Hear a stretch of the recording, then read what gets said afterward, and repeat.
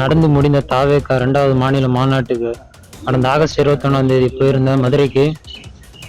இப்போ தாவேகா தலைவர் ramp walk வரும்போது அவரை பார்க்கணும்னு கிட்ட ரேம்ப் மேலே ஏறி கிட்ட போகும்போது பவுன்சர் என்னை மடக்கி தூக்கி கீழே தூக்கி வீசிட்டாங்க. அதனால நான் சுதாரிச்சுக்கிட்டு அந்த கம்பியை பிடிச்சி தொங்கிக்கிட்டேன். எனக்கு உடம்புல ஆங்கங்கே சில காயங்கள் இருக்குது. அதனால சம்பந்தப்பட்ட அவங்க மேலே ஆக்ஷன் எடுக்கணும்னு நான் கம்ப்ளைண்ட் புகார் மனு கொடுத்துருக்கேன். இதுக்கு முன்னாடி ஏற்கனவே ஒரு வீடியோ ஃபார்வர்ட் பண்ணியிருப்பேன். அதனால கட்சிக்கு எந்த களங்கமும் ஏற்படுத்தக்கூடாது அந்த நோக்கத்தில் தான் அந்த வீடியோ போட்டிருந்தேன். அதனால இப்போ உடல் ரீதியாக எனக்கு சில பிரச்சனை இருக்கிறதுனால நான் கம்ப்ளைண்ட் கொடுத்துருக்கேன். எனக்கு யாரும் ஃபோன் பண்ணி அது செய்கிறேன் இது செய்கிறேன் எனக்கு யாரும் என்னை விசாரிக்கவும் இல்லை. நான் அம்மா மட்டும்தான் எனக்கு இருக்காங்க, அப்பா யாரும் கிடையாது.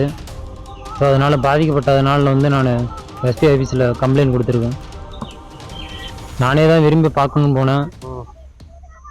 அதனால் கிட்ட பார்க்க விரும்பி போனதுனால தூக்கி அவங்க மட்டும் கடாசுவாங்களா? எனக்கு ஏதாவது ஒன்று இருந்தால் என் ஃபேமிலியை யார் பார்த்துக்குவாங்க?